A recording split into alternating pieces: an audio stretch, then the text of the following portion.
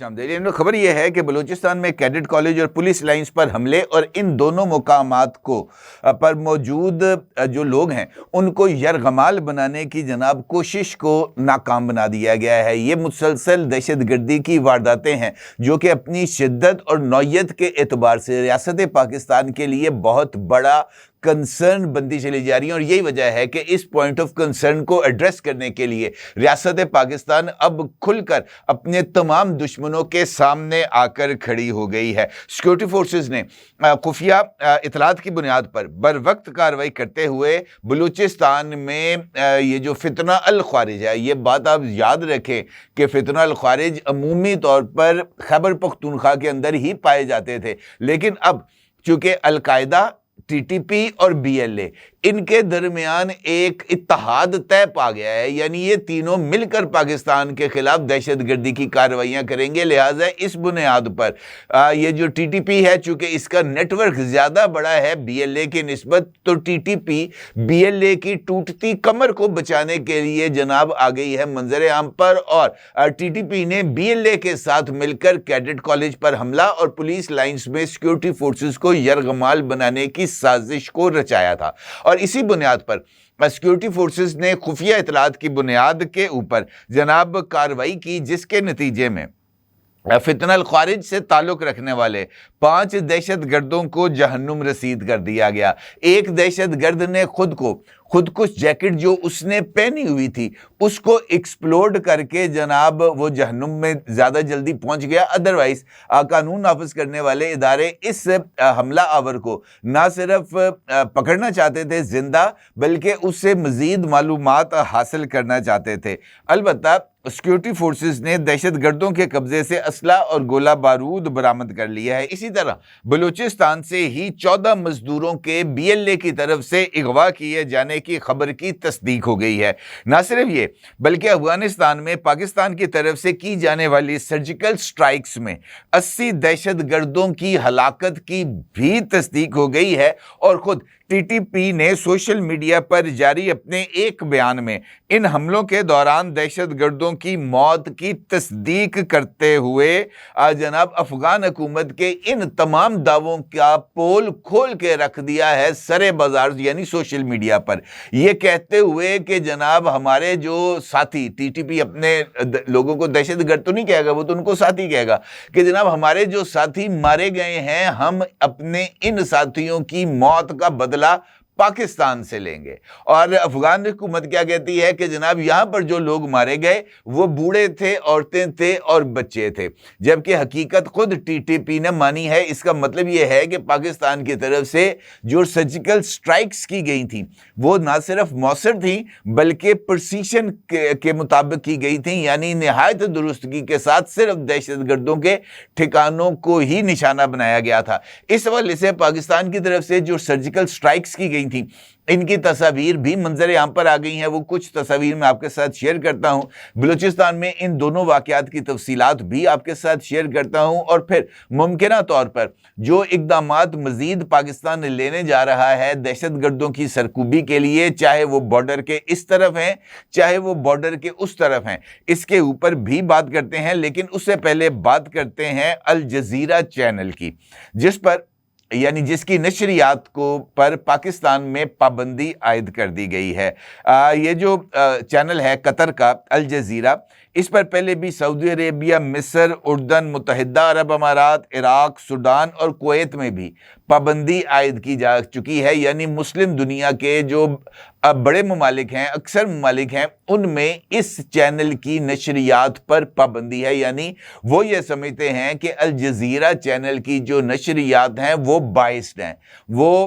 جو ہے وہ ایک خاص ایجنڈے کو تو کرتی ہیں، اس کی بنیاد پر پابندی عائد کر دی گئی ہے۔ پاکستان کی طرف سے اس پابندی کا اعلان خود الجزیرہ نے اپنے چینل پر کیا، جس کا عکس آپ اس وقت اپنی سکرین پر دیکھ سکتے ہیں، اور کہا گیا کہ جناب ریگولیشنری ایشوز کے اوپر، یعنی قواعد و ضوابط کی خلاف ورزی کی بنیاد پر الجزیرہ پر یہ جو پابندی ہے وہ عائد کی گئی ہے، جبکہ اس کی اصل وجہ کچھ اور ہے۔ کون سی؟ یقینی طور پر آپ جاننا چاہیں گے۔ اگر آپ کو معلوم ہو،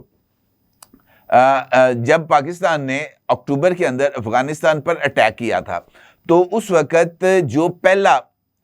مصالحتی کوششیں تھیں وہ قطر کی طرف سے کی گئی تھیں، اور قطر نے پاکستان کے وزیر دفاع اور افغانستان کے وزیر دفاع دونوں کو دوحہ میں مدعو کیا تھا، اور قطر کے جو ان کے وزیر خارجہ ہیں اور ان کی انٹیلیجنس کے جو سربراہ ہیں، انہوں نے پاکستان اور افغانستان کے درمیان ایک عبوری معاہدہ کراتے ہوئے سیز فائر کرائی تھی۔ اچھا، اس سیز فائر کا جو ایک اعلان تھا، اعلامیہ جو تھا، وہ قطر کی طرف سے، یعنی قطر جو بنیادی طور پر ثالث تھا، اس کی طرف سے اس کا اعلان کیا گیا تھا، اور وہاں پر جو پاکستان اور افغانستان کی سرحد ہے، اس کو باضابطہ طور پر سرحد ڈکلیئر کرتے ہوئے جوائنٹ بارڈر میکنزم کے الفاظ کو استعمال کیا گیا تھا، یعنی پاکستان اور افغانستان دونوں مشترکہ طور پر یہ جو سرحد ہے پاکستان اور افغانستان کے درمیان، اس کی نگرانی کریں گے۔ افغانستان میں بعد ازاں اس کے اوپر بڑا شور مچا اور کہا گیا کہ افغانستان پاکستان کے ساتھ اپنی سرحد کو ایک انٹرنیشنل بارڈر تسلیم نہیں کرتا، بلکہ وہ تو ڈیورنڈ لائن کو ہی تسلیم نہیں کرتے، جس کو پوری دنیا پاکستان کا ایک قانونی بارڈر تسلیم کرتی ہے، اقوام متحدہ سمیت۔ لیکن انہوں نے کہا جناب ہم اس کو تسلیم نہیں کرتے، جس کے بعد یہ جو بیان ہیں یہ الجزیرہ چینل کے اوپر نشر ہوئے، اور اس کے بعد قطر نے یہ جو پہلا اعلامیہ جاری کیا گیا تھا اس کو واپس لیا، اور پھر ایک نیا اعلامیہ جاری کیا طالبان کو خوش رکھنے کے لیے، یعنی ان کو راضی رکھنے کے لیے۔ تو یہ پہلا موقع تھا جب الجزیرہ کے اس کردار نے انفیکٹ پاکستان کو ذرا چونکایا۔ انہوں نے کہا یار یہ الجزیرہ پہ ایک دم یہ جو پرو طالبان کیمپین ہے یہ کیسے چلنا شروع ہو گئی۔ پاکستان نے اس پر سفارتی لیول پر اپنا اعتراض بھی کیا، اور قطر نے اس کے اوپر یہ موقف اختیار کیا کہ جناب چونکہ اس وقت ہم کشیدگی کو کم کرنا چاہتے ہیں، لہٰذا ہم نہیں چاہتے کہ کوئی بھی الزام ہمارے سر آئے، اور معاملات کو آگے چلاتے ہیں، بعد میں یہ جو ڈیورنڈ لائن ہے اس کو بھی سیٹل کر لیں گے۔ پاکستان نے اس کے اوپر اگری کر لیا، لیکن ترکی کے اندر جب مذاکرات ہوئے استنبول میں، تو اس موقع پر اندر ہونے والی تمام گفتگو کا جو ریبٹل تھا وہ سامنے آتا تھا الجزیرہ کے اوپر،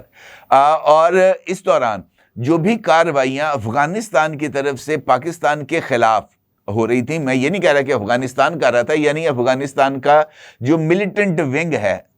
be L A, T T P, al-Qaeda type, یہ جو کارروائیاں کر رہے تھے، الجزیرہ کی طرف سے ان کو گلوریفائی کیا جاتا تھا، اور الجزیرہ ان کے لیے ٹیررسٹ کا لفظ استعمال نہیں کرتا تھا، اور پاکستان کو بہت سارے یہ آرٹیکلز جو کہ الجزیرہ پر نشر ہوئے، اس میں پاکستان کو ہی افغانستان کے ساتھ یہ جو کشیدگی ہے اس کا ذمہ دار قرار دیا گیا۔ ابھی ریسنٹلی یہ جو اٹیک ہوا تھا پاکستان کے ایک ملٹری کانوائے پر باجوڑ میں، جس میں کرنل شہزادہ گل فراز اور سپاہی کرامت شاہ شہید ہوئے تھے،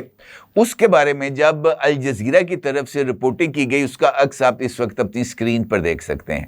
یہاں پر قطر نے یہ جو خودکش حملہ آور تھا، جس نے اپنی گاڑی کو شہزادہ گل فراز صاحب کے گاڑی کو قریب لا کر ایکسپلوڈ کیا تھا،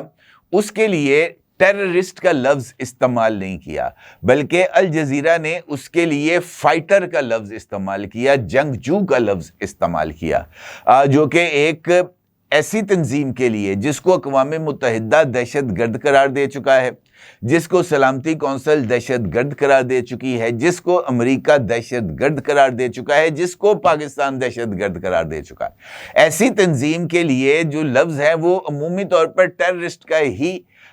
استعمال کیا جاتا ہے، یا سوسائڈ بامر کا لفظ استعمال کیا جاتا ہے۔ یہ سوسائڈ فائٹر کا لفظ جو الجزیرہ کی طرف سے استعمال کیا گیا، اس پر پاکستان کی طرف سے شدید رد عمل سامنے آیا، اور پاکستان کے جو سیکیورٹی ادارے ہیں اور پاکستان کی حکومت دونوں نے الجزیرہ کے اس کردار کے اوپر بہت ہی زیادہ تحفظات کا اظہار کیا، اور بہت سارے مواقع پر الجزیرہ نے اسی طریقے سے کام کیا ہے جو کہ پاکستان کے منافی تھا۔ بھی ریسنٹلی ایک سٹوری کے لیے الجزیرہ نے، یہ میں آپ کو اپنی پرسنل انفارمیشن بتا رہا ہوں، بلوچستان کے ایک جرنلسٹ سے رابطہ کیا گیا، اور ان سے کہا گیا کہ ہم یہ جو بی ایل اے کی ایکٹیویٹیز ہیں بلوچستان میں، ہم اس کے اوپر ایک سٹوری کرنا چاہتے ہیں، اور اس بندے کو جو ایک بلوچی تھا اس کو یہ بات کنوے کی گئی کہ آپ نے اس سٹوری کے دوران بی ایل اے کے لیے جو لفظ استعمال کرنا ہے وہ فریڈم فائٹر کا لفظ استعمال کرنا ہے. تو اس سچویشن کے اندر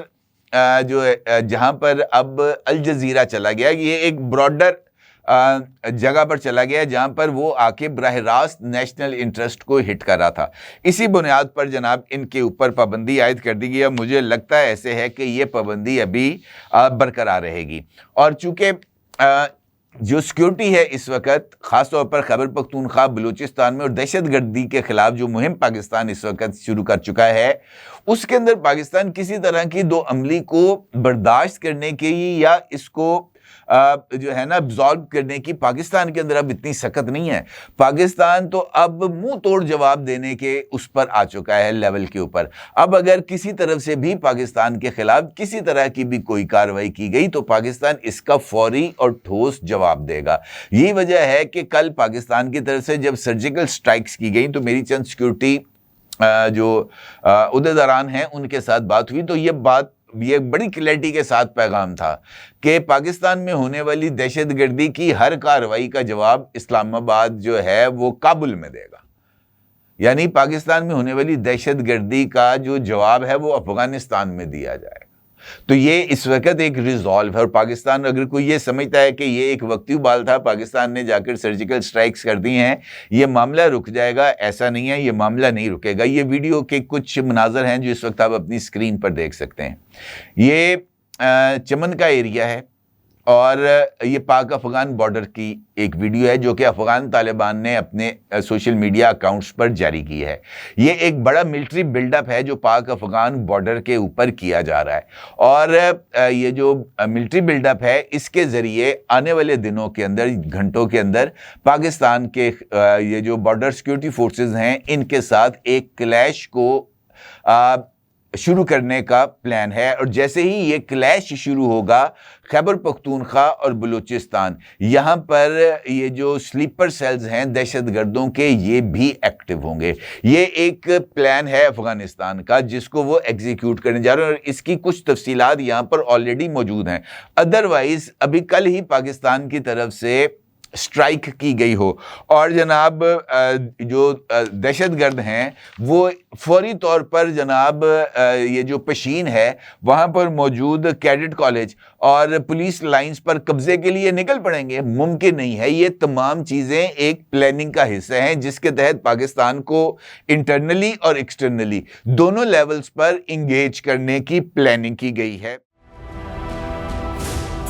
999 کمیونیکیشن ڈیجیٹل میڈیا اور یوٹیوب چینلز کی دنیا میں بڑی کامیابیاں سمیٹنے کے بعد اب ویب نیوز, ویب چینل اور یوٹیوب نیوز چینل کی طرف قدم بڑھا رہا ہے, جس کے لیے ہمیں ملک بھر میں رپورٹرز کی ضرورت ہے. خواہش مند حضرات و خواتین نیچے دیے گئے نمبر پر رابطہ کریں. What's app +92 309 1226 999.